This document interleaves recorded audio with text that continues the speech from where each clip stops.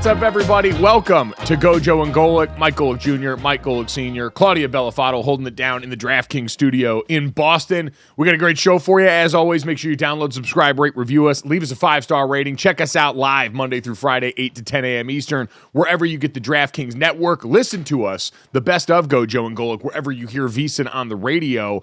That's noon to 1 p.m. Eastern, Monday through Friday on the radio. Fun show today here. Got a couple of great guests for you stopping by. Our buddy, Notre Dame linebacker Marist Liufau, getting ready to make his jump to the NFL. Going to be by in a little bit. We've also got Charles Davis, NFL analyst, who's going to help us stop by and digest so much of what's gone on in free agency. And our buddy Charlotte Wilder, stopping by in hour number 2 on a Tuesday, Wilder Wednesday, migrating towards Tuesday. We're going to have to work on alliteration. But guys, those are all feelings that we can put aside, because I don't know about you two, but I have not felt as alive as I did yesterday during the beginning of legal tampering. And I will say, I think legal tampering, while we mock it for being a name that is not really emblematic of the process, it's essentially free agency starting. These teams have already been talking, hence the number of deals we saw executed minutes after noon Eastern when legal tampering started.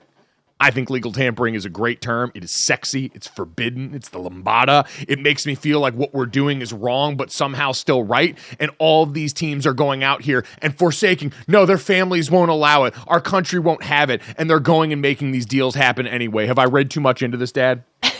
It's so stupid. I mean, legal tampering is so stupid. It's just the dumbest term. At least there's consent, though, so we're okay with that. But I mean, it makes no sense. Just start free agency. I mean, what are we doing? We got all these deals, but we got to wait till Wednesday, the start of the new league year, before you can sign these deals. It makes zero sense. But how much fun was it to just watch listen, the first year of free agency in 93, I thought I made a lot of money. You know, at least for me, I made a lot of money signing a 2-year, $1.5 million deal with the Miami Dolphins with a $50,000 signing bonus. I mean, players would laugh at that. That would be turned down so quickly. But man, I was happy back then. Wow, $50,000 signing bonus. How cool is this? I mean, it's obviously the evolution of the game, and it's awesome to see these players absolutely just breaking the bank. But the one thing I'll say is There's a lot of excitement now, a lot of money going around, and the NFL players are all happy for it. But as soon as NBA free agency starts, all these NFL players are going to go, damn, man, that's a lot of money. But imagine all the chains Kirk Cousins can buy now in Atlanta. Think about that. With all this money. That's exactly right. I was going to say, we have so many things to get to, but first and foremost on the list is what Claudia mentioned there. It had been the number one domino we had been waiting to fall once free agency got going. Kirk Cousins, the now former Washington Commanders, former Minnesota Vikings quarterback, taking his talents to Atlanta. Dad, he signs a 4-year deal that will pay him up to $180 million, including $90 million fully guaranteed over the next 2 seasons. So essentially, it's a 2-year, $90 million deal in Atlanta, and then they'll figure out the rest for a 36-year-old quarterback who, that's the age he will be when they snap for the first time this fall in the regular season. Coming off an Achilles injury, Dad, he had been the belle of the ball, and now it's official. We talked about this in theory yesterday. Now that we know it's reality, how does it hit for you?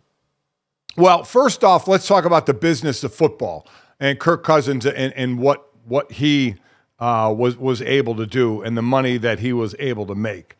I mean, when you look at career earnings for a guy, only Aaron Rodgers playing now has made more.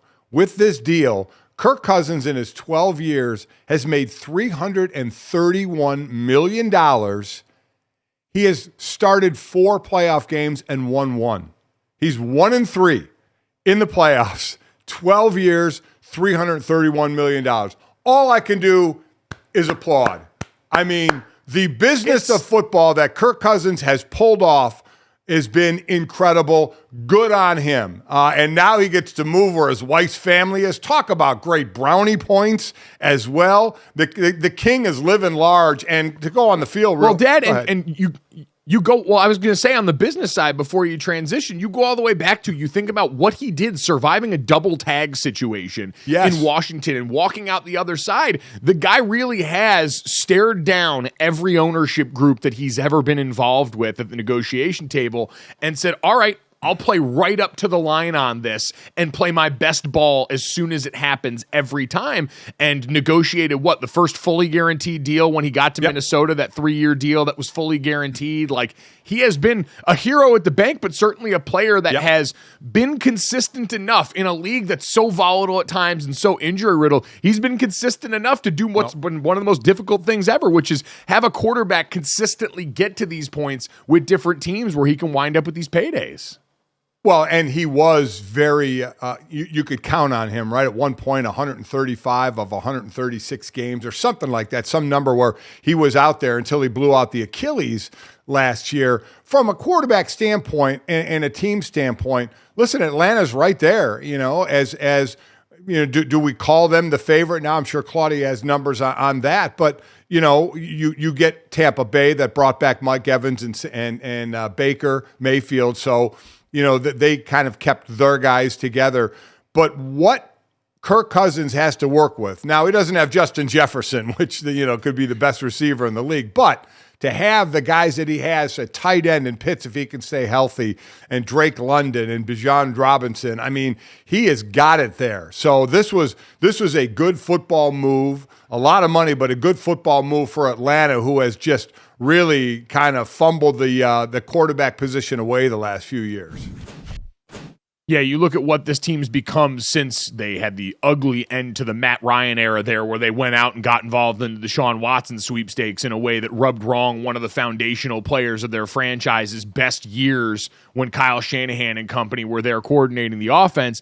And since then, they've enjoyed their sentence wandering around in the desert in squalor without a lot of the quarterbacks that they have involved there. When you look at Taylor Heineke, Marcus Mariota, Desmond Ridder, Logan Woodside, all these guys in that time since 2021 have combined to pass for 61% of their passes, just over 6,700 yards, and 34 touchdowns against 26 interceptions. And Raheem Morris, the current head coach, said it. If there had been better quarterback play here last year, I would not be the head coach of this team. And I've said, Dad, from a very human standpoint for Raheem Morris going into this at round 2 as head coach, knowing that was the glaring issue on this roster here, he went out and plugged it with the best possible option. Is it perfect? No, because what you mentioned, Kirk Cousins, I don't do the QB wins thing, he's a quarterback that right now has yet to break through certain ceilings. We did the primetime thing with him, which was silly, but in playoff-wise, he just hasn't gotten to that point. He's capable. We know he's a good enough quarterback to win you games in plenty of pivotal moments,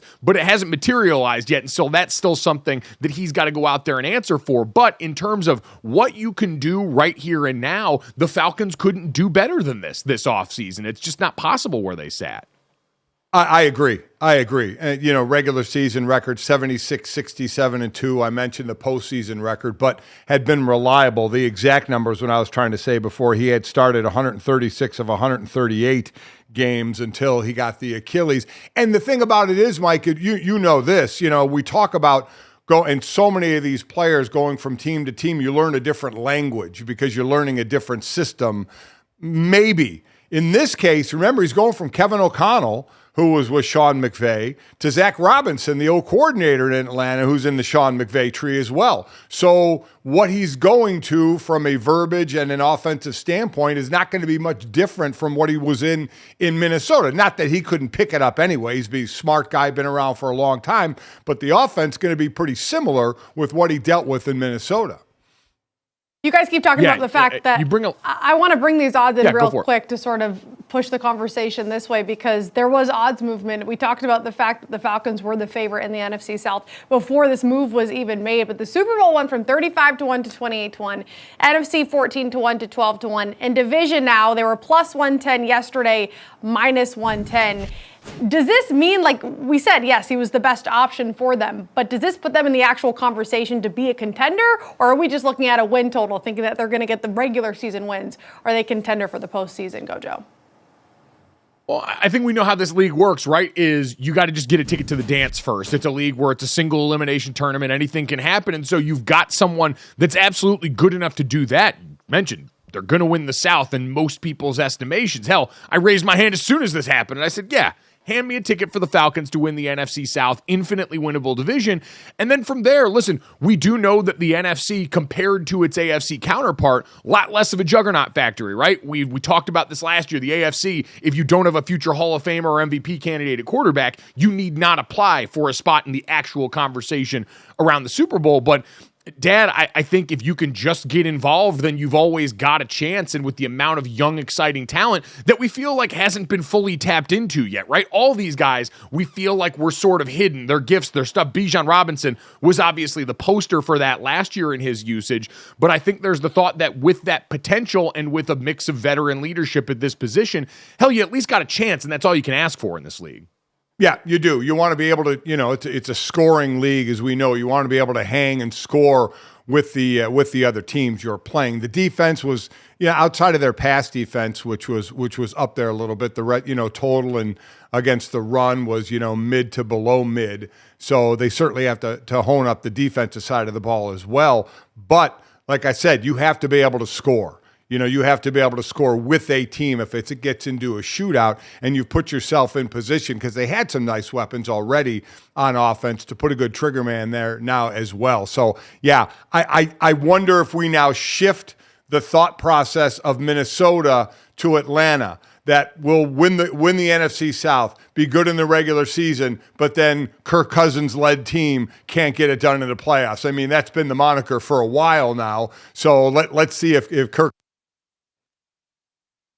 And you know what? I think that's an interesting thing to consider, is what the goal is for Atlanta, because you have been kind of ushered off to the side for a while post Matt Ryan, and getting back to being respectable consistently enough. Is that enough for right now? And then if you get lucky in the midst of that, great. Maybe when you get on the other side of the Brock Purdy rookie deal, and maybe if Philadelphia can't fully right the ship in the NFC East, and on down the list, there's a bunch of other teams that could come back down to earth a little bit if you meet them halfway, get hot at the right time if things go really well. And at the very worst, hey, through the next 2 years, you get back to a solid baseline. You decide then, all right, we're in a position to move on and go from there. It becomes interesting, but I think universally this is done the impossible, which has made us get excited about both the Falcons and Kirk Cousins, which are not normally two groups that elicit a lot of positive feelings and excitement from the national public. Maybe for Cousins a little bit different post-quarterback on Netflix, where people really seem to like him, seems like a nice guy. But Minnesota now is in a fascinating position that we just kind of hinted at there, Because, the Justin Jefferson factor in this is really interesting to me. We talked to him at the Super Bowl. He mentioned, hey, I would prefer Kirk Cousins back. I don't want to have to deal with resetting this offense. And that seems like what they're in line to have to do at this point in free agency, Dad, because there don't seem to be a lot of other options out there. We've seen so many other quarterbacks signed already that might have been in this vein. And now for a team in Minnesota that sits 11th in the draft, you wonder, like, all right, are they really locked into a quarterback like J.J. McCarthy? Should he still be around at that point? Some of the other guys that we've talked about are the 5 that could be drafted in the first round. What do you do to appease the best player on your team, who we know money solves a lot of problems, but if it's not enough money and you've got a player in Justin Jefferson that's not confident in your plan going forward, that can be a real slippery slope.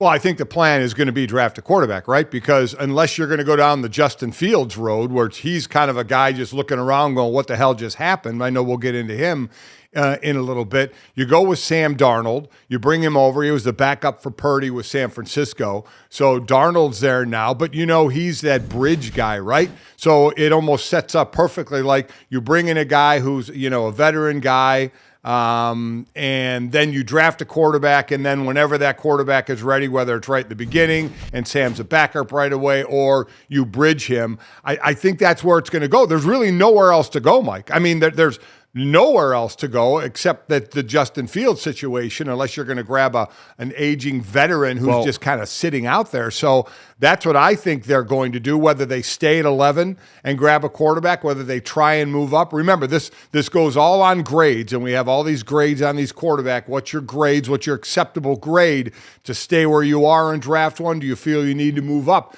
and grab one because there's a quarterback that's higher on your list than others? So I think that's kind of a road they have to go down. And then with Justin Jefferson, listen, he'll get the bag for sure. But then, I mean, there is going to be part of him that's like, all right, well, we're starting over, right? We got no running back. We got rid of a bit of Dalvin Cook for Madison. We get rid of Madison, so we got no running game.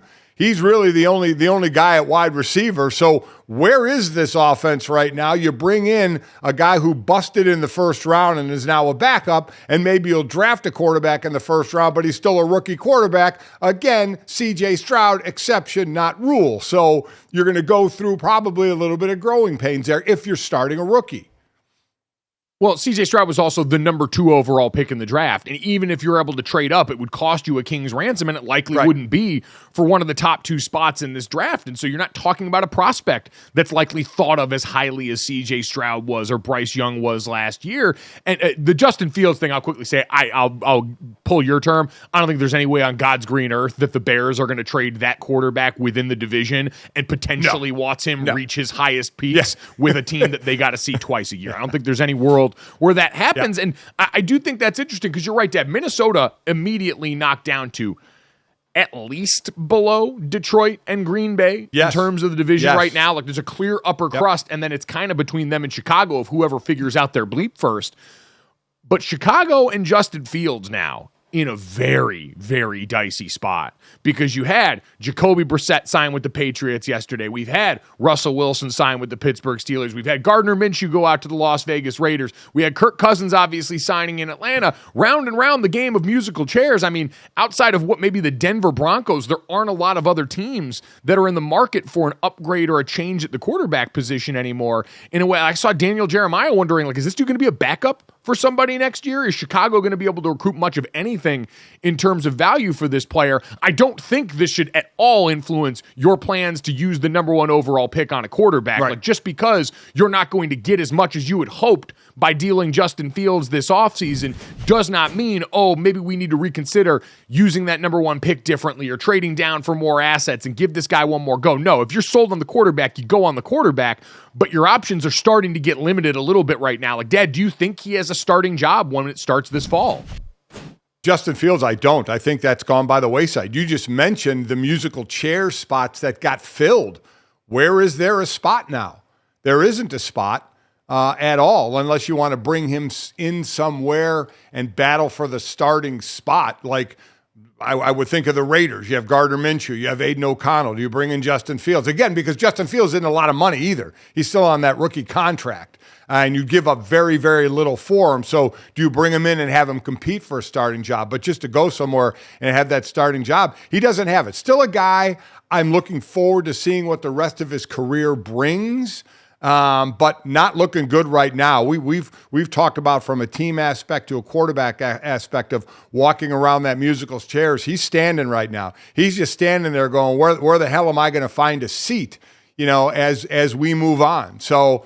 But I agree with you. This should not change at all what Chicago Bears do, even if Justin Fields is still on the roster. Again, he's not costing you a lot of money. But the Bears, I think, are without question moving on to Caleb Williams. So, yes, that part doesn't change at all. But I am a little surprised that the music stopped and Justin Fields is just standing there. To your point about where the Broncos are going to be financially, I do think that is interesting to consider as a potential landing spot for Justin Fields at this point, because you got all this money getting paid to a quarterback that ain't going to be playing for new next year. You get 1 year cost controlled for you. You're sitting at 12. So like we said, for the Minnesota Vikings, the Denver Broncos, even I think the Las Vegas Raiders at this point, sitting at 11, 12, 13, they now become incredibly interesting teams in this draft. Should some of these quarterbacks that we've talked about, are they going to all go 1, 2, 3, 4? If we get a Will Levis situation where all of a sudden, hey, water finds its level and some of this comes back down to earth and you're in range there, those all of a sudden become teams that could be jockeying for position with one of these guys should they make their way down to the bottom. Obviously, we can sit and talk legal tampering with quarterbacks for days, but coming up next, we had a little movement at a position that we thought had been left behind. Is this the renaissance for running backs around the NFL that got started yesterday? We'll get to it next here on GoJo and Golic.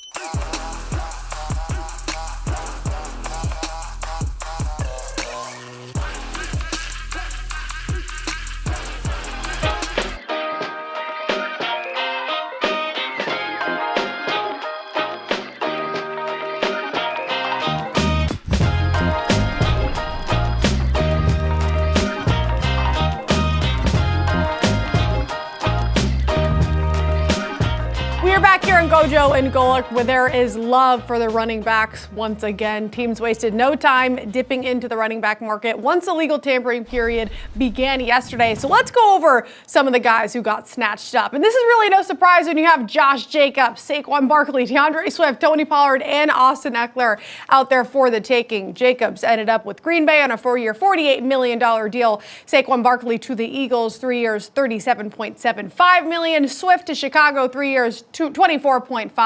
Pollard to Tennessee on a 3-year, $24. And Austin Eckler, 2 years, $11.43 in Washington.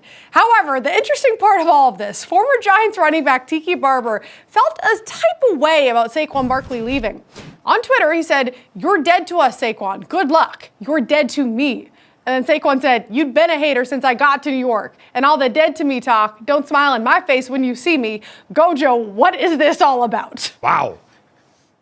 The drama. This is the drama that we crave, and it's peak New York, right? Tiki Barber obviously is someone that's on air in New York and on New York airwaves, probably catering to the local market. He was a guy that spent his whole career with the Giants, but Dad, this just seems like textbook hating in a way that we don't often see, or didn't often see. Maybe it pops up a little more now, especially from former players, guys that were in the fraternity that understand the business of this game and what the Giants were not willing to give Saquon Barkley and the opportunity that's present there with the Philadelphia Eagles. I get it's a division rival. I don't know if that means as much as it once did in the advent of free agency now, but I'm always surprised when a former player dogs on a current player for taking the best opportunity available to them, especially at a position that's been under fire the way running back has. It doesn't mean as much today as it did as far as going, within the division. I don't understand what Tiki's doing. And Tiki, I'm sure Saquon really is upset that you're dead to him. I mean, I'm sure that really stung him really bad. I'm sure he's crying over that. Yeah, I don't understand it either, but you're right. When you're doing the local radio there, you're appealing to that fan base. But to that point, he's looking for the best deal out there. And we all, not to relive the running back situation we talked about last year. And as Claudia mentioned, we got a run on them. But even look at the run, Mike. I mean, it's not like they're breaking the bank. They may be breaking the bank a little more for running backs. They're going for, that guaranteed money, but the average annual salary isn't much more, if at all, for the top couple of guys, Josh Jacobs and Saquon, as it was for the franchise tag number that Barkley played on last year. It's not like it's like, oh my God, did these guys take a step? They didn't. This is their market right now. But what they're doing is going these 2, 3, 4-year deals where they're getting that guaranteed money, so they know they have that. So the market is still down on the running backs from an average annual salary, and much different than last year where all the running backs had a phone call, what the hell's going on? Now they're basically looking for these deals and just taking them, right? And forgetting the quarterback musical chairs, the running back musical chairs was the best song and dance there was out there,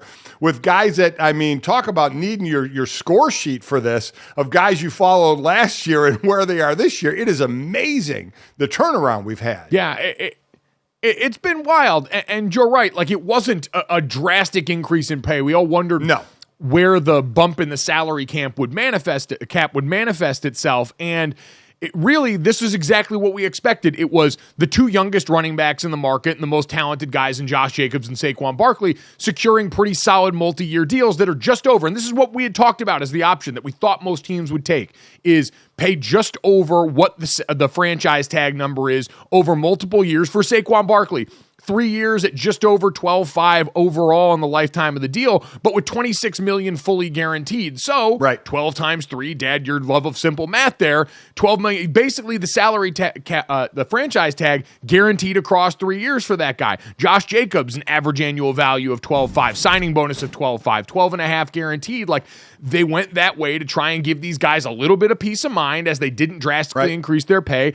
And then everybody else cycled around well below market value here, outside of maybe DeAndre Swift, who got a pretty solid payday from the Chicago Bears, going over from the Philadelphia Eagles, who's again on the younger side. So the younger guys got a little bit of security and longevity with a slight pay bump, and everybody else cycled around there now, which again goes back to, I don't know why Tiki Barber, someone who played the position, who's seen what's gone on out here, and who sees the situation Saquon Barkley is walking into, like, Dad, even with Jason Kelce retiring, this is so far and away the best offensive line that Saquon Barkley will have played behind during his time in the NFL. They just re-signed Landon Dickerson. We'll see if Cam Jurgens ends up being the heir apparent to Jason Kelce that he was drafted to be, but the rest of that group isn't that far removed, and as you get Kellen Moore over there to revamp that offense and hopefully get it back downhill, pushing the ball a little bit, you've got Jalen Hurts in the backfield who's a viable run threat the way Daniel Jones was. It's a great opportunity for him to go and not only capitalize on this payday that he's earned so far,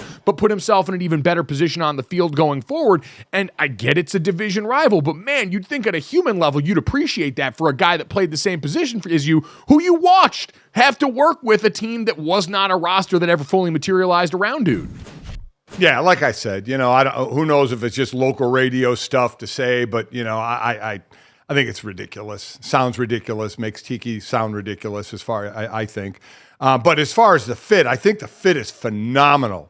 I mean, Saquon in Philly, you already have a running quarterback in Jalen Hurts. Behind this offensive line, how we can catch the ball out of the backfield, if he can stay healthy, and that's certainly been a bit of an issue for him. I think this is a monster signing, again, that did not cost a ton of money for the Eagles. So this is a great signing from a team standpoint for getting the division thing.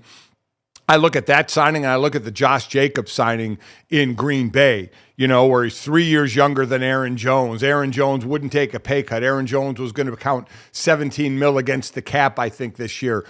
Took a pay cut last year, wouldn't take one again this year. So they swapped out for a younger running back in Jacobs, who 2 years ago led the league in rushing. So I think it's a good move and a good fit there for him. But I think without question, the best fit is Saquon. What he can do in that backfield, behind that line, and out of that backfield catching a ball, I think these are the two big signings that I really think are going to pay off for those two teams.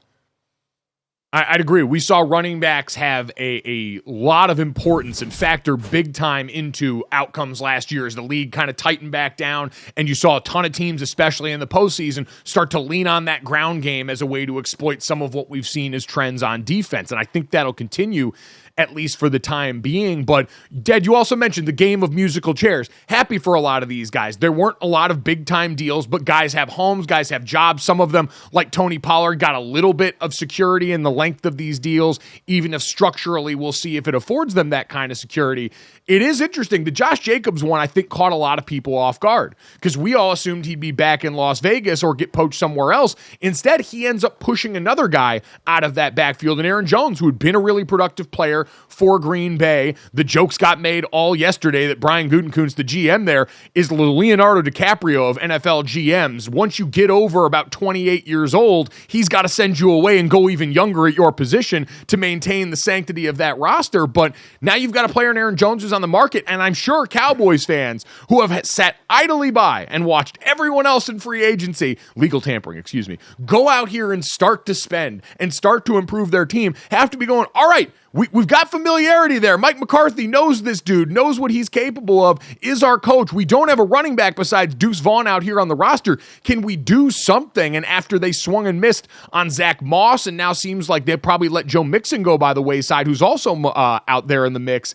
I don't know what the Cowboys' plan is here right now, Dad, but it's amounted to a whole lot of nothing so far, and this is a definite position of need that has some options now. Well, we know the one running back out there. Do they grab him, or is Derrick Henry destined for Baltimore? Gus Edwards signs with the Chargers. We are wondering about the running back position in Baltimore with a couple of free agents, one in Gus leaving. Is Derrick Henry going to be in Baltimore? Well, one we did just get announced, according to Diana Rossini over at The Athletic. Talk about a little more inside division rivalry for running backs. Aaron Jones to the Minnesota Vikings. Going across up there in the upper Midwest, I guess is kind of the area there. But Aaron Jones going to be toting the rock for a Vikings team that did not have a running back there. So another domino falls as the running backs all circulate around at the beginning of legal tampering here on GoJo and Golic.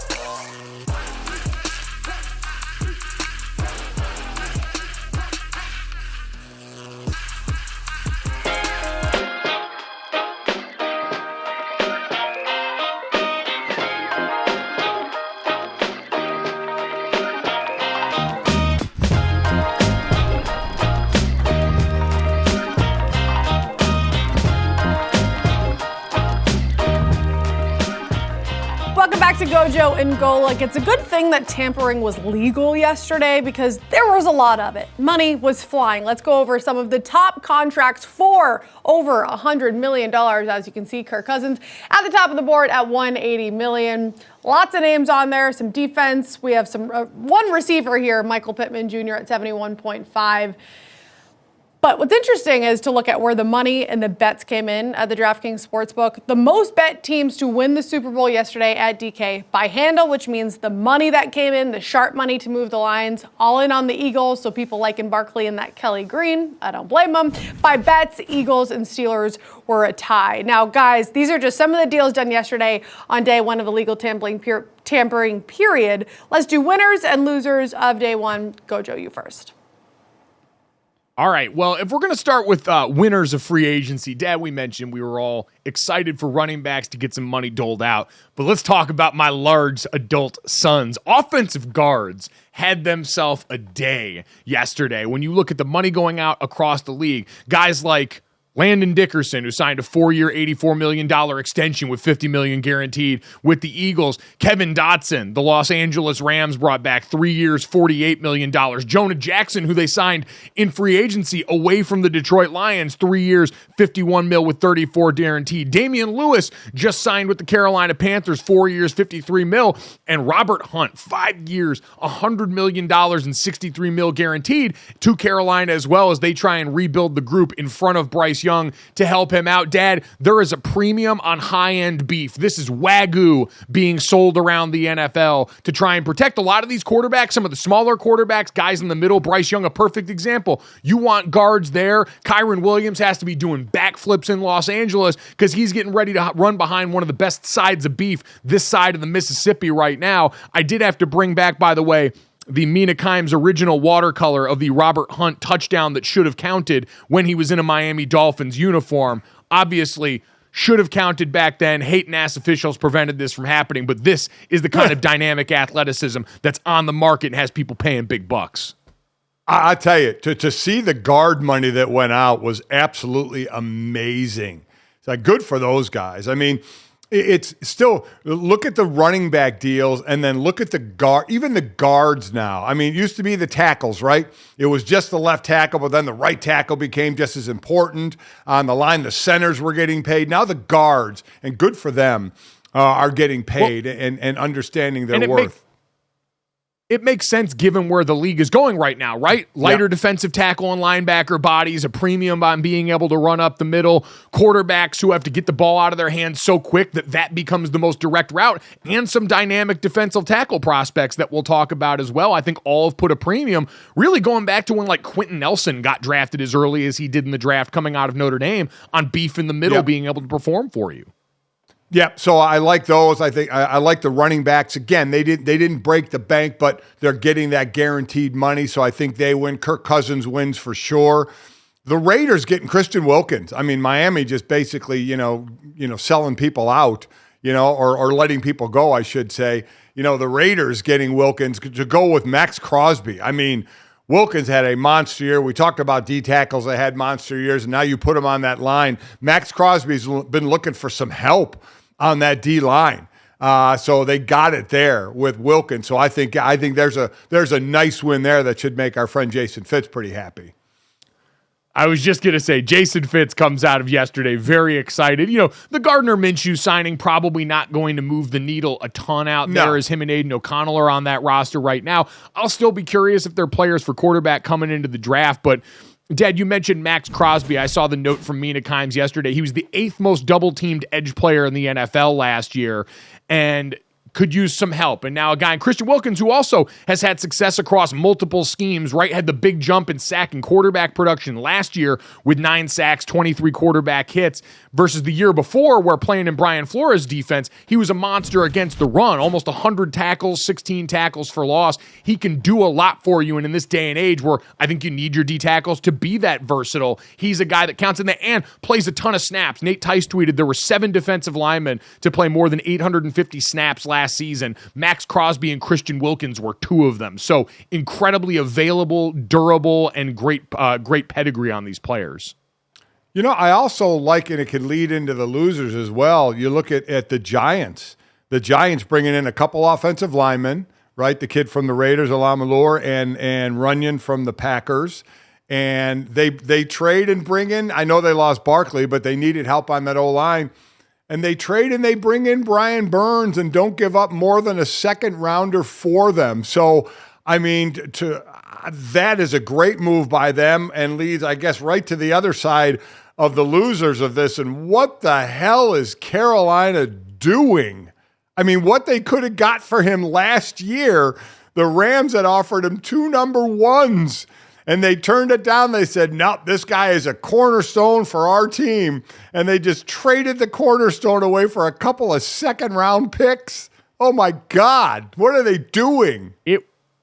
It went so badly that it prompted country star Luke Combs to come out of the woodwork on Twitter and tweet at the Panthers, what are we doing? No first-round pick for McCaffrey a few years back and now none for Burns. Are we just firebombing the whole team here or what? I usually don't comment on these kinds of things, but it's just becoming slow torture at this point. And Dad, for the Panthers franchise that's already existed through so much pain with the way that quarterback situation has been handled under David Tepper, the new new owner who's just churned through them like me churning through hot dogs on the 4th of July.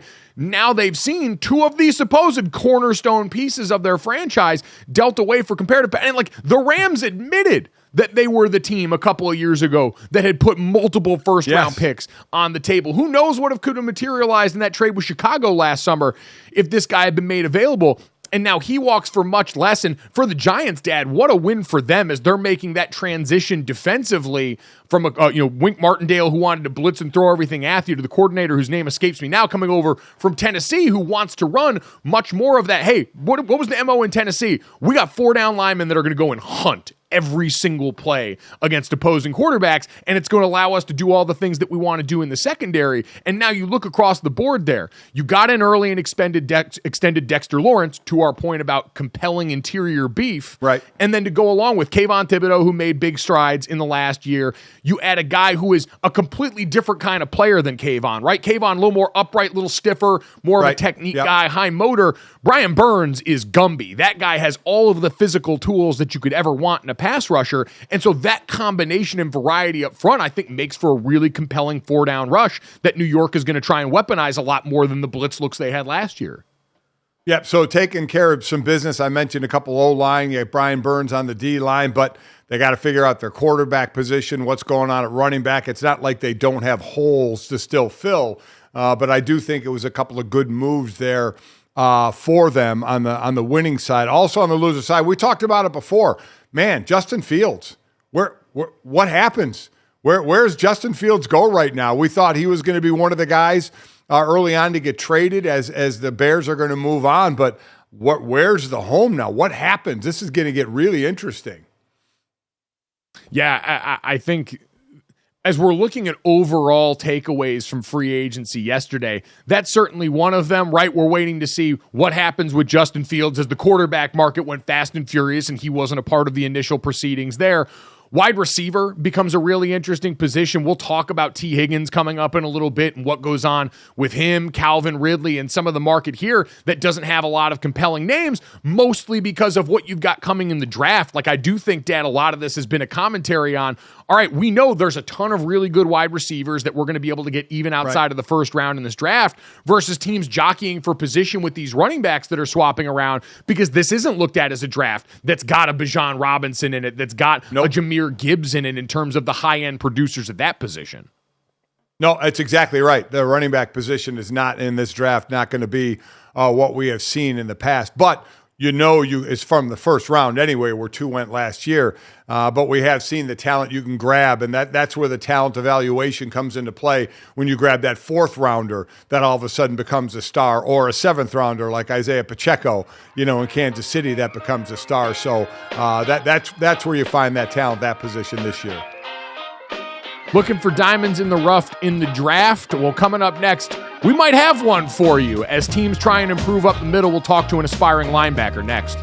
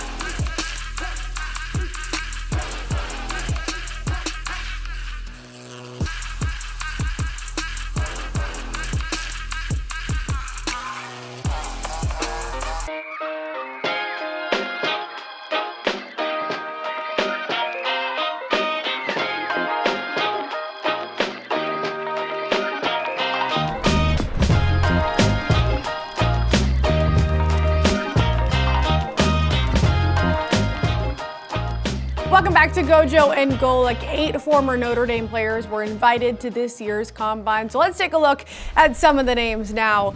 According to Pro Football Focus, their draft rankings, you see Joe Alt at the top of the board. The guys actually got a chance to catch up with one of those prospects, linebacker Marist Liufau, to talk about his final season with the Irish and expectations heading into the 2024 draft. All right, always excited we can get a little more blue and gold in the picture. Joining us now, former Notre Dame linebacker, which I have to imagine is weird to start hearing now more regularly. Marist Liufau, kind enough to join us in here. NFL draft hopeful, just got through the Combine process. So, Marist, how is that at this point now? You're a former college football player getting ready to go on to your hopes and dreams here. Yeah, it's kind of weird to hear. Just being so fresh out, and then this process really moving so fast. Things are kind of, like I said, moving fast, and it's just crazy to think that I'm not in college anymore.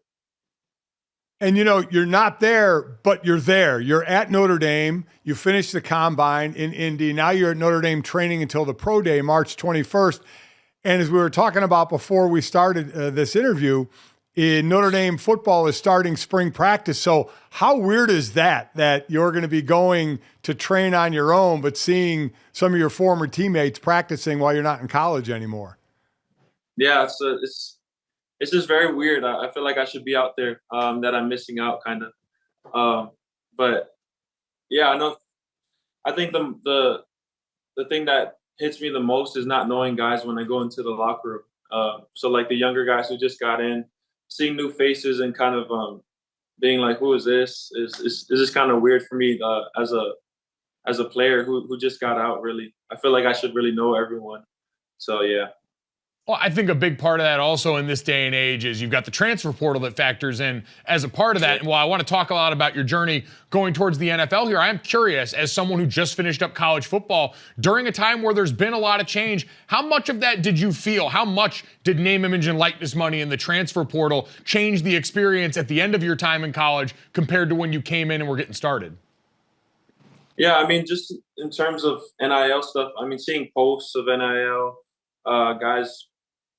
different guys having more opportunities than other guys in terms of what NIL they got. And towards the end of my career, that was definitely different. I mean, like I talked to JD a lot, and we're like, man, any extra money we get is great. We came in when there was still no money given out like that. So just every opportunity we had, we saw as a great chance to make some money, whether it was a smaller amount or bigger amount. We didn't really care. So it was just a great opportunity for us towards the end of our career, something that really was different. Well, I want to talk about the direction you went on the field, especially over the last couple of years. One of the most important starters for Notre Dame and a defense that was one of the best in college football. And I heard some of the guys at the Combine talking about Al Golden, your defensive coordinator. As far as his defense and what it asked of you guys at the linebacker, how do you think it prepared you for what you're getting ready to see at the next level in the NFL? Yeah, I think it prepared me tremendously, just heading to the next level. And the things that Coach Golden taught me in terms of defense and structure of our defense, how defense works, and football in general, just general football knowledge. I think my football IQ just skyrocketed when he came into the picture and was our coach. So I'm so grateful for him. And I text him, and he texts us all the time. And I talked to it about JD actually, and we talked about how much we learned since he got here, and the things that he's taught us, and how that's helped us to really excel in this post-college process, this draft process, and just going into the league and understanding football in general. Yeah, it's got to be pretty cool. I think there were, 8 or 9 ND players, JT Bertrand, another one of your linebacker mates being one of them as well, to see where you line up at the next level. And speaking of that, we all talk about whether you're playing or now as former players talking about, we always mention scouting, scouting for the game planning for the next team you're going to play. But also a very important part, especially now as well, and all the way through, is self-scouting. How are you doing? How do you look at your play? So now, as you went into the Combine, you'll go into your pro day and you'll go to team visits. How do you self-scout yourself as to the biggest things you believe you need to work on to make it at the next level? Yeah, I just go over the film, see what really little details I need to do to excel in the National Football League. And one of those things could be like alignment. For example, just knowing that everyone's fast, everyone's physical, everyone's a great athlete, and just the little things such as your alignment can make the whole difference in winning or losing your rep in that play. Just because, like I said, everyone's so talented. So just little things like that matter going into the next level, and knowing that the landscape of things is going to change in terms of people's athletic ability and knowledge. We're going in and playing against a bunch of guys that have been doing this for a long time. So every little thing really helps, and I know that going into the NFL. What did you take out of your experience in Indianapolis? The combine is such an interesting process in terms of going through the medical evaluations, the physical testing, the meetings with teams. What did you take away from those few days, and how did that inform what you're going to do now? Yeah, I just really soaked it all in. I love being there. I had a great experience, and really just learning from all the guys and different teams, coaches, and scouts. And being able to kind of see where teams view me, where teams kind of view me in their scheme, and as a player, that's one of the biggest things I took away from the combine. And knowing that, I know a lot about my preparation, what my preparation needs to be going into the draft, and then continuing in my NFL career. What did teams tell you as far as how they see you projecting to the next level? Yeah, so a lot of teams like my versatility, and just I would say most of them probably saw me as an inside backer, and then a lot of teams also saw me with the ability to move to the outside position on the edge, and to be able to play on both at a high level. So I think that versatility kind of helped me out, and is just going to help me to really to allow me to play in the different positions, and just wherever teams put me, just be able to excel at what I'm doing. So obviously there's tons of people out there with breakdown of positions, in your case, linebacker position. And when they get to you, it's all the height and weight and everything. And then it's pros and cons. What's it like as a player? Well, a lot of fans just see players as robots out there playing, but here you are reading the pros of what somebody thinks about you, and then the cons. You know, they start reading about what they feel you don't do well. Mm-hmm. What does that do, or what is that like when you read those things? Yeah, I mean, the pros my coaches are really in charge of telling me the pros and cons, but people have been telling me pros and cons since I started playing football. So I kind of used to that, and used to that in that aspect. And social media can be dangerous sometimes, just with comment sections and all the coaches there are. But yeah, I just tune out all the noise, as Coach Free always preached to us, and let our coaches really do the talking. And like you guys said, like self analysis and things like that. Because like I said, that social media aspect can get dangerous. There's no doubt it's a completely different ball game with all that stuff. You mentioned Coach Free. I want to end there with you. You know, he came in and started as the defensive coordinator, then becomes your head coach. Now that you're looking back in the rear view at your time at Notre Dame, based on what you saw from Marcus Freeman, based on your experience with him as a player, do you feel like now he can get this program to a place consistently and keep it where Brian Kelly had it, where they're a playoff contender every year and even a national championship contender? Yeah, 100%. Coach Free got everything handled. I have 100% trust in what he's going to do, and where he's going to take this program. I think he's in a great spot right now, and I think the guys that he has right now can go very far in the college world. Oh, I have no doubt they can go very far, and I have no doubt a lot of Notre Dame fans believe you can go very far at the next level, Marist. So congratulations on all your success. Thank you for everything you gave to the university, and best of luck, man. We hope everything goes well, and we're excited to see where your name gets called this spring. Thank you guys so much. I appreciate you guys' time.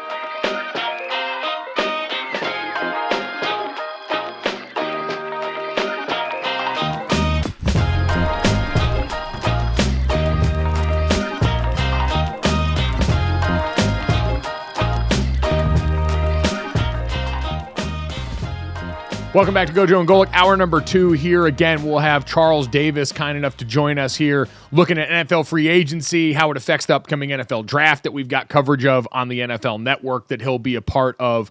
But in the meantime, and I think we're starting to slowly slide into this normal. So alliteration-wise, we're going to have to work on what this means. But again, our next guest comes with a warning that you are not late. We have enough confusion this week with daylight savings time as everyone's scrambling to make sure that the clocks in their homes, especially the one on the microwave, are still right. Charlotte Wilder, our buddy, joins us for a Wilder Wednesday on a Tuesday right now, the co-host of Oddball with Amin El Hassan, and someone who I hope is not as confused by daylight savings time as I am. How you doing, buddy? Well, first of all, thank you guys for being so accommodating. I want everybody at home to know, as Mike said, you are not late. It's not Wednesday. Sorry. Wouldn't that be nice? Oh my God, that would be so nice. But no, guys, listen, I am so galaxy brain ahead of everybody when it comes to daylight savings that my microwave stays perpetually at daylight savings. I change the clock on the stove, but every March, my clock and my microwave once again match up. Oh, look at that. How did I do that? I made balloons for the people listening at home. I just made balloons show up on my computer. But anyway, so my clocks are once again aligned. I refuse to set the microwave, but I will change the oven. Wait, so you changed the oven, but not the microwave. So you've got 2 different times. You're like those coffee shops that have the world clocks from different countries in them? Yes, except it's just me for 6 months being a little bit confused. The microwave one is really hard to set, guys. The oven one, there's a clear thing that says clock. Microwave, I'm like, I gotta go into setting. I don't even know. So for half the year, my microwave is an hour ahead of my oven, and then in the spring and summer, when as God intended, everything is aligned. So yes, that's exactly how I roll. I've been saying this forever. We've been saying it since the Mike and Mike days. Split it down the middle, 3 hours, hour and a half. Let's keep everybody on the same time. It's the way I look at it. One time, all around the country. Split it, 3 hours, hour and a half in the middle, and there you go. So we don't have to deal with this garbage anymore. The one true time. Dad is advocating for the one true time. I've heard people be like, time. We shouldn't. Yeah. The farmers would be so pissed, Dad. They'll come for you. Yes, they would. They'd be mad. It's all for the farmers. It's all for the friggin' farmers. Also, Senior, your beard is strong today. Got it going on today. Yeah. I was thinking about trimming it up. I said, no, I'm going to leave it. I said, I'm getting to that Moses look that I'm looking for. So I'm going to let it go. Yeah. I like that. Biblical. That's what my dad needs is more reassurance and compliments on his physical appearance, because Lord knows he doesn't get enough of that everywhere else. I'm fine, and I'm not deflecting at all. In this case, why don't I deflect to what we saw yesterday, Charlotte? We obviously want to get into some NBA with you, as we always do at a certain point as we're coming down the home stretch. There's a lot of interesting there, but are you as in on the legal tampering beginning of free agency NFL period as the rest of us, especially with your Patriots fandom and what you guys have upcoming in the draft? Does any of this rev your engine a little bit? Yeah, okay, I have something prepared today, you guys. Because I know, don't be too surprised. I was thinking about this last night when, we get our beautiful rundown that the producers of GoJo and Golic put together, which I shout out. That rundown is just really a thing of beauty. And I was looking at it, and there were, questions about the Patriots, about pick number 3, about Jacoby Brissett coming back, Mac Jones leaving, which I'd love to get into with you guys. But I was like, I don't know how to talk about the Patriots anymore without Bill Belichick. Like, I don't know. I can't make the usual jokes. I said to my husband, I was like, oh my God, they'll definitely just take Drake May because he's a white guy, right? And then I was like, oh, wait, Belichick's not there anymore. And I was like, did anyone play lacrosse? And then I was like, I can't make that joke anymore. Like, Gerard Mayo, I'm so excited for this new era. I just don't have the data points to make any jokes or know what to expect. Also, how do normal fans deal with having high draft picks? Like, what am I supposed to do with this? How am I supposed to exist in this space where like a lot hinges on one decision?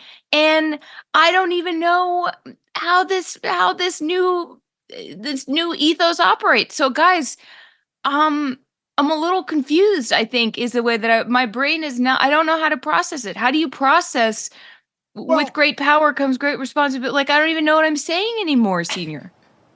I mean, you started off with a new quarterback in Mac Jones a few years ago, so you got a little bit of a taste of that and how much it failed, quite honestly. Yeah, okay.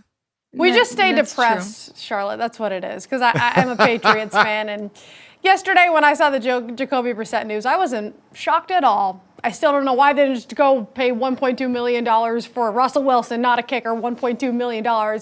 Instead, you bring in Jacoby Brissett. None of it makes sense to me, but it's fine. So we just stay depressed out here. You guys are out on the Jacoby Brissett signing? Like, I looked at him and thought, first off, the Jets should be furious, but then they went and signed Tyrod Taylor, who's another absolutely incredible backup quarterback. It's a need they had. They did a good job with that. Jets fans, good job. Actually, a thing I can say to you at this point now, continuing to address offensive line, bringing in backup quarterback, we're learning. This is good progress towards being a better you. For the Patriots, like, I saw that move with Jacoby Brissett, and I don't know about you guys, that didn't, in my mind, preclude them from doing any of the other things they can go out and do. They've got a ton of cap space if you wanted to use that third pick on one of these quarterbacks still and bring them in under Jacoby Brissett to have a guy who knows that building, who can be a teacher and facilitator in that room. And then potentially, I mean, as we're getting ready to talk about the wide receiver market right now, it puts you in play for a lot. Like, why not make the call on T. Higgins? Why not throw money at Calvin Ridley if you're not going to take one of the high-end wide receivers in this draft in favor of quarterback? Like, I don't know. Claudia, does that sound decent to you? You know, I get that he's a bridge guy. I was more in the conversation that me and Charlotte are talking about, that it's just sort of depressing right now, and we don't really know what's going on with the Patriots and the whole new regime. Everybody's making these big splashes and they go out and get Jacoby Brissett. It's like, can we at least bring Ridley in or do something? I get it. Like, we have the number 3 pick. Hopefully we get Jaden Daniels. But then they're saying if we don't get Daniels, we don't want Drake May. So I'm already just preparing myself to be disappointed, and the Brissett thing just put the cherry on top of me. I get that. I guess I didn't so much. I don't know that I'm depressed. Like, I'm not actually depressed about it yet. I think that this is the most hopeful I've been in a while, because the past couple years with Bill, it was just like this slow slide into, I mean, talk about depressing. Jesus, that was, oh my God. So I think for me, it's more like, okay, cool. I'm excited to see what Mayo does. I'm excited to see how this all comes together. I wasn't mad at the Jacoby Brissett thing. I thought it was sort of stupid when the Pats got rid of him a few years ago to begin with. But I just don't know. I don't have the language to talk about this yet. Like, I don't have the jokes or the I don't know how to categorize what's happening, I guess is how I'd put it. Oh, Charlotte, I know exactly what's happening to you guys. This is what it would be like if my dad and mom were like separated or something happened there, and my dad would have to go back out into the dating market. Like, you have had a long, fruitful relationship with Bill Belichick in this franchise, and now you're out here dating in your 40s and 50s, and you have no idea how everyone does this anymore. Am I supposed to be on the apps right now? Like, what is ghosting? All these new world problems that have seeped into the dating scene since the last time you guys had to meaningfully do this. Dad, I can see your head exploding right now. Don't worry, Mom's not leaving. Everything's fine. Okay, I was going to say, I mean, there's no way I'm meeting anybody new when I'm laying on the couch watching Netflix. It's just not going to happen. So, and I'm cool with that. My analogy wasn't going to be me and your mother splitting, Mike, but hey, thanks for bringing that up. My analogy was going to be that Claudia and Charlotte are dealing with like what 80% of the league deals with every friggin' year. Yeah. Disappointment. Yeah, you don't have a parade every other year for one of your sports in Boston. Oh my God, here's the world's smallest violin playing for you guys that you have to go through an offseason and know what most sports fans go through every single year. It's been a tough few years, okay, senior? I know we're spoiled. Yeah, first of all, there was a drought. There was no Patriots parade from 2005 to 2015, so I resent that remark. But a little bit. No, I'm just kidding. No, I think that's exactly what this experience has been, of like, oh, okay, so teams often get new coaches. Teams often have the agita that comes with high picks. But I think that there's something exciting about it. And I think that to be able to start this new era with a high pick is really cool, because that's not something, it's like, we might be single again, but we're getting to try out some fun stuff, GoJo. So, but yeah, I don't know. I think it would be really great to have a T. Higgins or a Calvin Ridley come out of this, because I think that that's one thing that we have really missed the past 4 years as Patriots fans is like reliable weapons that a quarterback can go to regardless of who that is, or in a way that that feels like you're building towards something instead of a way that feels like you're putting a Band-Aid on something, I think is my general feeling. Facts. Yeah, why don't we get to the T. Higgins of this all, Claudia, as that's kind of the, I think, other big domino hanging out now as we sort of reset and recalibrate the rest of free agency. His decision and what the Cincinnati Bengals have on deck going to go a long way in shaping some team next year. Yeah, Charlotte's totally right. Everybody's talking about Calvin Ridley, but now T. Higgins is in the fold because he wants out of Cincinnati. He has requested a trade. He said he wants to stay in Cincinnati long term, but they haven't been talking about an extension. They haven't had the conversation since March of 2023. Cincinnati gave Higgins the one-year franchise tag worth $21.8 million for the upcoming season, but now with Jamar Chase eligible for an extension this offseason, he, of course, is going to be that top priority as the number one wide receiver. So, yeah, Charlotte hit on it. A team like the Patriots who desperately need a number one wide receiver regardless of who's in that quarterback position. T. Higgins would be a great fit. GoJo, I wonder if another team comes to mind for you in terms of a good fit for Higgins. Yeah, I think a lot of this is going to be about what compensation they could get back. Like, is T. Higgins someone you can get a first-round pick for at this point? But with the upcoming depth in this wide receiver draft, that probably ends up driving down the price a little bit just because the inventory is going to be high. But, Dad, I would think the Patriots make sense because you need other competent adults in the room on that offense if you're going to bring in a young quarterback and try and help them out going forward. Not everybody can pull off what the Green Bay Packers did of having that young core all come together at once and things grow into it really well together. But I do think also if you're a team like the Houston Texans, like the Buffalo Bills potentially, that are right on that championship doorstep, or think that your moment's here now in a way that got sped up for Houston last year, we're bringing in a veteran at that position can help be that difference between you winning a playoff game and winning multiple playoff games and going further than that. Yeah, those two teams you mentioned, I mean, Houston to go with Tank and Nico at the wide receiver position, but I think Buffalo as well. Buffalo's still in that window as long as you have Josh Allen to try and compete, not only in that division, obviously, but in the conference with Kansas City.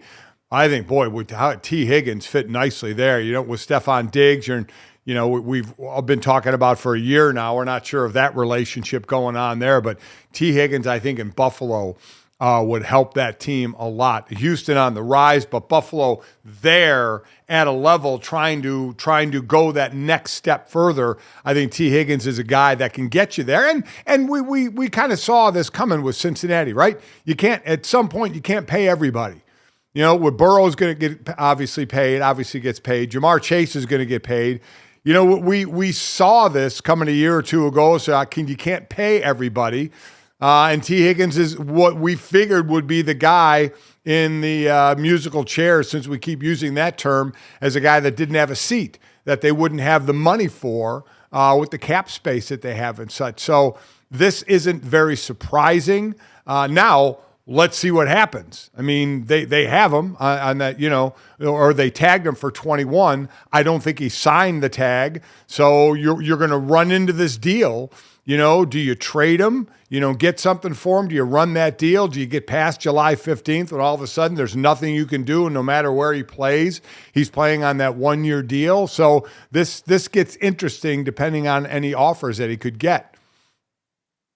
I think if you're Cincinnati on this, you don't have to do anything you don't want to do. And it's why I hate the tag. It's why a lot of players hate the tag, because it's restricting a player from getting what he richly deserves, but it gives the team a lot of control. Like, they don't have to do anything. And because there are so many compelling wide receivers in the picture right now, I don't think this is a spot where T. Higgins is going to be able to meaningfully try and sit out during any time during the season to try and do this. We know the Le'Veon Bell, where you're on the tag, and if you don't sign it, you're not getting fined during that time period. But I really don't think that there's a lot of leverage on that side for T. Higgins right now. And so if the Bengals can't recoup at least something in the second round where, you'd be able to go out and draft a compelling replacement for T. Higgins in this draft with the wide receivers available to you opposite him. You've obviously got other needs on that that team that you can address. But Cincinnati's in a really good position right now with this, unless they get what they absolutely want out of this deal. Buffalo would be tough looking at it right now. They've got the second least amount of cap space walking into this offseason. Right. You've already got the Diggs contract on the books and some other stuff that you want to pay attention to. But a team like the Houston Texans, where you look at them, $56 million in cap space walking into the offseason, I'm sure that's changed somewhat now in free agency, becomes really, really interesting with them. So I still do think it's all goes back to the draft. It does kind of circulate everything around this when it comes to the way we talk about wide receivers, but also, Charlotte, the way that we talk about the quarterbacks at the top of this draft, because we keep mentioning this with New England as if it's this consensus now that it's going to go 1, 2, 3 at quarterback in this draft. And to your point, New England just did this with the old regime. And so I don't know. You're settled in on excitement, Charlotte. Is that the emotion that I'm taking away from this, where Claudia has embraced depression over the state of the new Patriots world here? You are trying to lean into this with excitement over the possibility of, even if it is a quarterback in Jaden Daniels who's leapt up into the scene late right now coming off a Heisman Trophy season. Yeah, I think it's just so new and so different as an experience as a sports fan, given, and I don't say that as like, oh, because the Patriots were so good, because they were, but there's also this strange ending. Like the Patriots, I've been watching Dynasty on Apple TV Plus. It's an unbelievable doc. It's like reminding me of how weird everything was and how long it felt like things were ending for. And so I think that there's a level of relief to a certain extent. It's like, okay, cool. Like, we're not talking about this anymore. It's not like, is Tom going? Is Bill going? It's like everybody's gone. We have Gerard Mayo, who comes from that school of success. It'll be very interesting to see how he does it differently. His press conferences have already been different. I think I think that's exciting to me to see, like, okay, what are we going to do when there is something new to deal with as fans? And so I'm excited. I'm also, I think it's more curiosity, Mike. I think it's more like, what is this going to look like? What are they going to do? And I think that we're going to find out a lot of what the operating strategy and ideas and identity of this team is as we get into things, as we get into the draft, as we see, like, okay, these are the sorts of choices we can expect. Like, I'm very excited to be able to develop some inside jokes about what Jacoby Brissett, about what Gerard Mayo prefers in terms of, like, does he draft former baseball players? Like, I don't know. I'm going to need some material. So I hope that they give us that pretty quickly. And GoJo, I should probably preface the fact that I say that I'm depressed because of the sources saying that if the Patriots don't get Daniels, they're going to trade back. For some reason, they don't want Drake May, although he has everything that Mac Jones didn't, can actually throw the ball downfield. All of that aside, so that's why yesterday when I saw the Brissett move, I'm like, well, right now Drake May is the favorite. Not by much, but he is the favorite to go number 3 overall over Daniels. So if they do decide to trade back, then you have Brissett. You expect to get a good quarterback next year. That's the mess that makes me, I guess I shouldn't use the word depressed, more nervous. I'm also curious, though. There's a possibility J.J. McCarthy, they're putting his name in the possible 3rd overall. Nobody really knows. We need a quarterback, though, because Brissett's not the answer. So Tom Brady leaves, and obviously this team is not doing what we thought it was going to do. Now Bill Belichick is gone. Charlotte, what's the patience level for a Patriot fan now, where teams around the league have certainly had to have patience and still haven't seen their team rise? Your team has always been up there. Now it's on a downslope. What's the patience level? No more Bill, new coach, going to have a new quarterback on when this team needs to be back. I was thinking about that before hopping on here, Senior, how I really hope that it's not a patience level that is so small that it's unfair to Gerard Mayo. I hope that there is a chance for him to develop something here and build his own version of what this team can be. I think I have a fair amount of patience. I don't know that I can say that for the rest of Boston, just like in general. GoJo. Yeah, I think that's going to be the most interesting part here is can everybody collectively reset expectations in a place where for so long you've been trying to squeeze the title or bust toothpaste out of the tube to the very last drop. And for Gerard Mayo, my brother in Christ, I wish you luck because that is an unenviable position.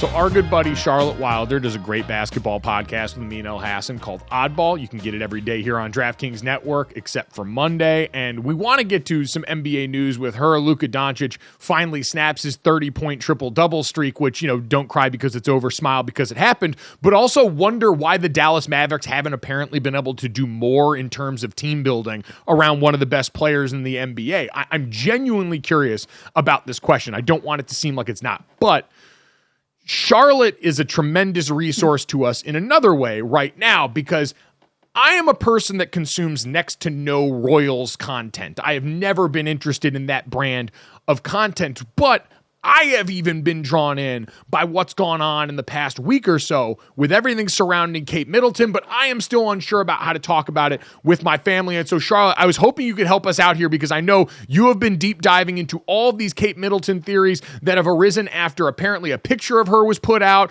but then that picture was taken down because everyone saw that it was photoshopped. What the hell is going on right now, and what do people need to know about this? Mike, thank you. I thought you would never ask. So first of all, if you're a sports fan listening to this and you're like, why do I care? Why are we talking about this? The reason is that this is the most bizarre news story. This is the most bizarre sequence of events. There is so much collusion that appears to be going on here to cover up something that we don't know what this would be. Okay, so Kate Middleton, Catherine, Princess of Wales, whatever.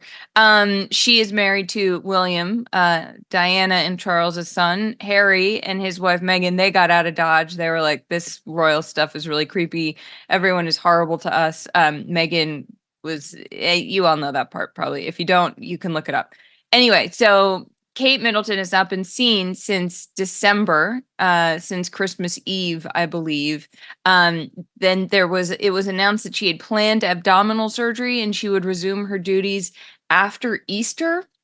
But everyone was sort of like, wait, what? Because she was also, they saw William's car going to the hospital on December 28th, which was not planned. And there's a lot of murky stuff. There have been rumors of William having an affair that were going on last year that have resurfaced. So now you have Kate, and everybody has started to be like, wait a second, we haven't seen her in a long time and things are getting weird. So on UK Mother's Day, which was Sunday, Kate Middleton apparently put out a tweet of a picture that it did not take an expert to look at this and be like, this is Photoshop within an inch of its life. And actually some very good internet sleuths looked and realized that this was probably a picture taken in November of 2023 based on what everybody was wearing, and was then Photoshopped to change the color of Kate's sweater and some of the kids' clothes so that it didn't look like it was November and it looked like they took that picture. So then the AP, the kill notices you were talking about, Mike, were that the AP was like, we can't run this. This is too factually incorrect. And Catherine, quote, Catherine puts out a statement that's like, hey, sorry, I like many amateur photographers, I just like messing around with Photoshop, which is at least believable. You expect me to believe that a royal, like the Princess of Wales was just like messing around and like, let's change this sweater color for fun. So now everyone is even more concerned because they're like, wait a second, this is the weirdest thing. Like, just show us a picture of her. Like, give us a picture of Kate Middleton holding up a newspaper saying the recent headline, prove it to everybody. Just kidding. They would never do that. But it's a really, this would be like if an NFL team were like, hey, we have this quarterback who's been with us for a long time. And yeah, he had an injury, an ACL repair. And then nobody saw him forever. And they put out like, a photo from the playoffs last year being like, oh, but he's fine. And everyone's like, no, we've seen that picture before. So, Mike, it is a mess. It is bizarre. It's the strangest thing. I just really need answers. And I'm glad that you're falling down this rabbit hole with me. Sorry to everybody else. Well, Dad, I can only imagine your excitement as someone who consumes a lot of TV. I mean, this seems tailor-made for the writers over at The Crown to get back in the lab and start doing their thing. Well, I was going to say, The Crown has ended that show. I think it was, 4 or 5 seasons or something like that your mother and I would watch, and we enjoyed it. We are big into the 6 seasons. I'm sorry. 6, was it, Charlotte? Was that what you said? Yeah. If this, in fact, has some drama to it, whether it was, the thought of William having an affair, Kate having an affair, and, different things going on, they need to make another season. They have to, right? I mean, the palace already doesn't like the fact the Crown, what was going on there. Now that, the Queen's gone and Charles is running the show there. I don't know what his thoughts were on the Crown, but they're going to need another season, right, Charlotte? They're going to need to explain this a little bit more to us. Yes, they are. They're going to need to explain what's going on here, or somebody's going to need to go rogue, because the British press is very deferential to these people. So we need some good old international journalists to get in there and be like, here is what's up. Because can you imagine if it was like, you were talking about Luka in the maps, if it was like, hey, here's our star player, the one that everybody likes the most because Kate's very popular. And it was like, all of a sudden, he's just gone. She also doesn't have a ring on in the picture. Does she usually not wear her engagement ring? Yeah, Luka doesn't have a ring either, Claudia, which is also a problem. Luka needs a ring. Give him an MVP ring, if anything. Wow, Charlotte.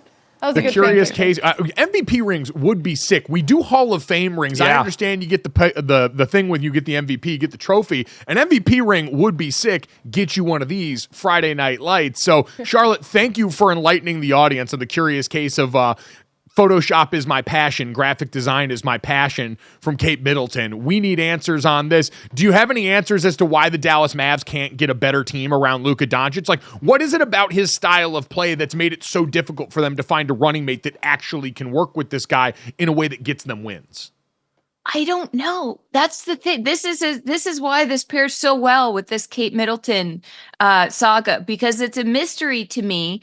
And I am aware that, people, I don't know. I think he is such a people say he's a ball hog. People will say that he sort of steals the spotlight, that he maybe he's more difficult to play with than I realize. Like, I'm not in that locker room. I don't know the inner dynamics of the Mavs, but it was so interesting to me that at All-Star, Luka and Jokic, we talked about this on right here with you guys, how they were talking about, joking about maybe teaming up. And I don't know exactly whether this is something that Luka's going to have to, it's hard to say bend to, or it's hard to say adapt to in terms of playing with a team when you are just so unbelievably talented. I mean, 7 straight triple doubles in a row is crazy. But it also makes me think that maybe there's just something in that organization. Maybe he is not going to be there for as long as people originally thought he was going to be there, because maybe it just feels like something is not meshing, and I don't know where that blame gets placed. I don't know if it is a blame situation, but this is one of the biggest mysteries of the NBA to me going forward. Of where does this evolve, and where does Luka go from here? So from the MVP race, he's third behind Jokic and SGA from Oklahoma City. In your mind, what decides the MVP?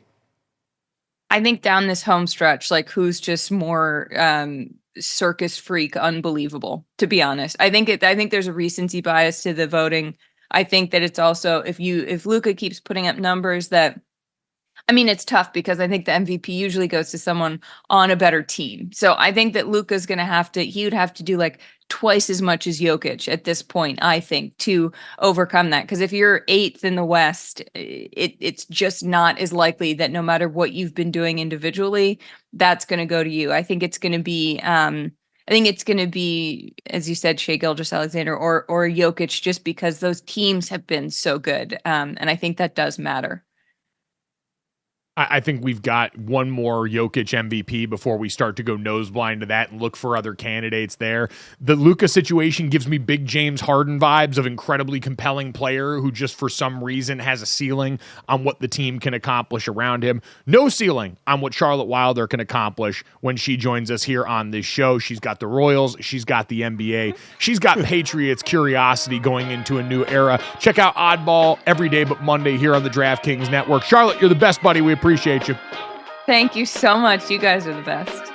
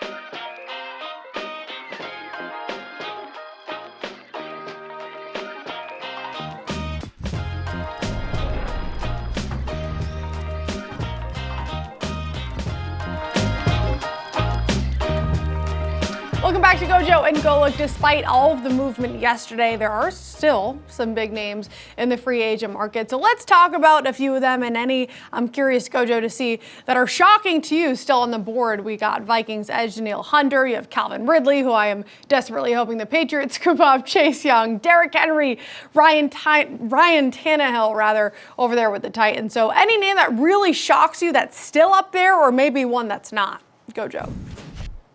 Well, it's interesting you bring up Calvin Ridley, because I was thinking about this in the last segment when we were talking about T. Higgins. Claudia, from your perspective, from the Patriots' perspective, if you're being a fan there, would you rather have Calvin Ridley at the price where you can have him at? And I saw Spot Track estimated that he might have a deal in the range of 3 years, $66 million. So a little over $20 million a year, which is about the going rate for receivers in like the teens. I think, looking at like the Washington Commanders, Terry McLaurin makes about $23 million a year. So in that range, or give up assets and sign a bigger deal for a younger and better player like T. Higgins. What would be your preference for the Patriots? Yeah, I guess that's a good point. I'd probably lean Higgins.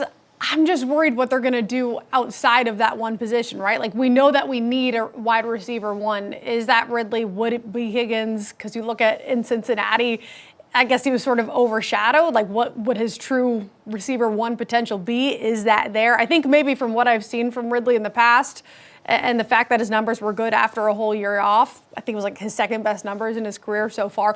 I lean Ridley, but I see what you're saying about the potential and the ceiling with Higgins being a younger player. I'm just worried maybe the production wouldn't be there off the bat. Like I said, I'm a little nervous heading into this season. We can't expect it to be miraculously better after what we've seen the last few years, but I guess Ridley maybe I trust a little bit more. They re-signed Bourne at wide receiver. They re-signed Henry at tight end. So they brought back a couple of the players as well. But I agree, they need a heavy hitter there. To me, Mike, the surprising one, given the fact that, again, the running backs, Josh Jacobs, Saquon Barkley, DeAndre Swift, Tony Pollard, Austin Eckler, all were on the move. I'm surprised Derrick Henry wasn't. That one, so I would say out of the names, that one surprised me probably the most of what, listen, I know he's been around. I know he's taken a lot of hits. He's gained a lot of yards, scored a lot of touchdowns. He's going to help somebody. I thought he would be off the board as one of the first running backs. Yeah, I mean, he's just on the older side. Like, that was always the thing that we knew was working against him, was that he's the one that's at that 30-year-old, quote-unquote cliff. We know he's quite literally built different, and so it's a different bit of calculus for him. I do wonder now, though, because we've seen so much of the musical chairs go there. I don't know if he fits necessarily schematically with a team like the Houston Texans. Now, they run a lot of under center stuff on early down, so maybe I'm misguided in thinking that Derrick Henry has always defied expectations. But it seems now Houston Texans, Dallas Cowboys, we know the certainly Baltimore Ravens are going to get brought up in this. Still teams that are talking in and around the running back spot. Yeah, I think I do think it'd be like a two-headed monster, but I still think it'd be like a Baltimore or a Dallas. I had said right in the beginning, maybe Dallas, where Zeke has been gone, now Tony Pollard's gone. What's that backfield going to look like? They have Deuce Vaughn right now, who's not going to be your primary back.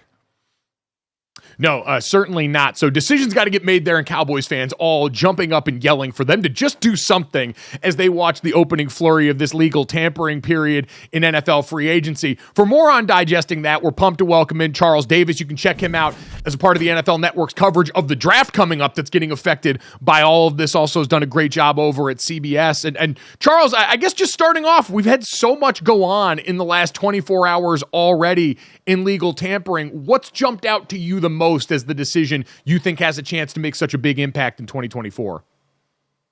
I just think how quickly things come together, which we know is part of the so-called legal tampering, kind of like jumbo shrimp and all the other oxymorons we have in our world. And I probably should have said good morning to both of you to get things started. Appreciate you having me on. That's the first thing. The second thing, a couple of surprises along the way and how quickly things move. Like Christian Wilkins, I'm not saying it came out of nowhere, but I thought Miami had a real good shot at retaining him. And all of a sudden you look up at Miami and guys who were big keys for them last year are gone like that. And it was like on the hour, every hour on the hour. It's like you were doing news report. Andrew Van Ginkel, gone. Christian Wilkins, gone. I mean, Robert Hunt, gone. It's like, whoa. This team went to the playoffs the last 2 years. The first year was a surprise. First year with Mike McDaniel.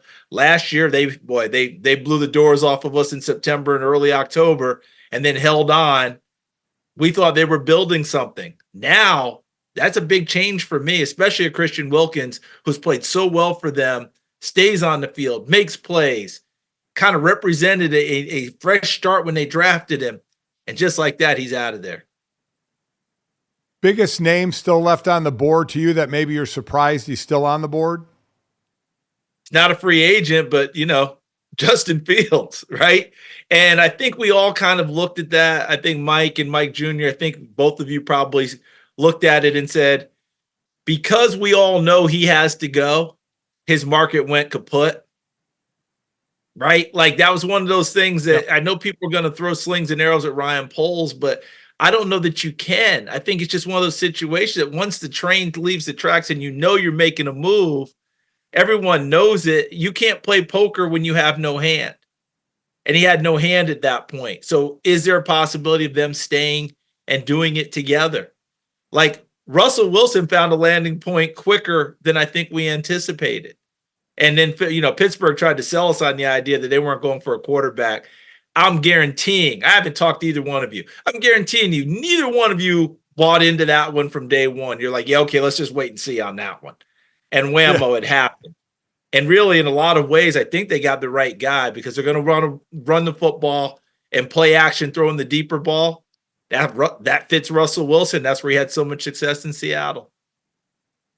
There's no doubt he was one of the names we were waiting to see where he came off the board. You mentioned Justin Fields. Obviously, Kirk Cousins was the big name to sign yesterday. And I think the question everyone's asked, and I'll ask you, is does Kirk Cousins at the helm for this Atlanta Falcons roster give them not only a chance to win the South, but can they be a legitimate Super Bowl contender in the years he's under contract there? I think when the whole thing started, Mike, that we thought if Atlanta got that quarterback, that moves them to the top of the food chain in the NFC South. That division is up for grabs. And let's be honest, behind closed doors, wasn't Atlanta extremely disappointed they didn't win the division last year? They were. They did, and they thought, hey, we're a quarterback away. What was really odd and probably kind of funny to all of us is that after they signed Kirk Cousins, you go back 24 hours, 48 hours and go, hold on a second. Tampa signed Mike Evans and Baker Mayfield. So does this move for Kirk Cousins really get you over the top in your own division, or does it get you back into contention in your own division? And that's where it got kind of nutty for me, because we were all saying if Atlanta gets the right guy, they're the ones. Because we all thought Evans, good chance he'd be gone. Wasn't sure they'd re-sign Mayfield. And all of a sudden, Tampa's sitting there saying, hold on a second. We've won this division with Tom Brady. We won it without Tom Brady. You still have to come through us. And Mayfield re-signing and getting the band back together on offense. Chase Edmonds re-signed. I think that's a big deal for Tampa Bay. So I think it gives Atlanta a chance to win the division. I still don't put them in a spot where they are contending for a Super Bowl just yet. Charles, only have maybe 40 seconds left. Yeah. How bad is Carolina blowing this thing with losing Christian McCaffrey for no first-round pick and now Brian Burns for no first-round pick?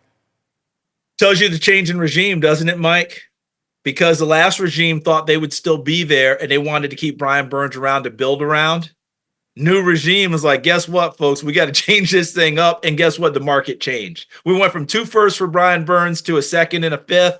And Carolina fans are screaming. All I tell them is change in regime, change in thought process, change the whole thing for them. Now they got to make sure they get Bryce Young right. And they started with the guards with Hunt and Haynes, hoping that inside they can help him out. The old New Orleans Saints model with Drew Brees. Big interior and let the small quarterback step up and play.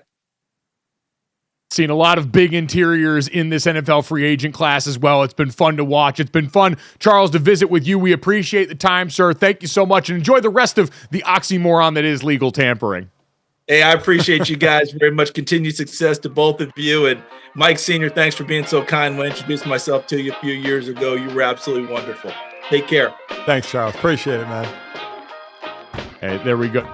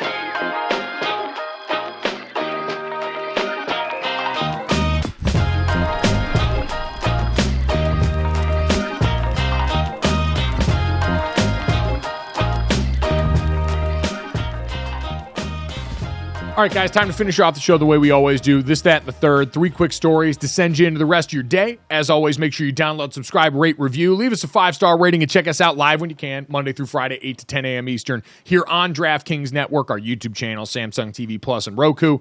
You can catch the best of GoJo and Golic every day on the radio, wherever you get VSiN, from noon to 1 p.m. Eastern. And if you miss any of our great guests, thanks to all of them that came through today. Marist Liufau, former Notre Dame linebacker and NFL draft hopeful. Our good buddy Charlotte Wilder from Oddball. You can see her over on the Dan Le Batard show as well. And NFL Network and CBS analyst Charles Davis for stopping by to talk about NFL free agency. You can catch any of that on the podcast or available right here on YouTube as soon as we get done with the show.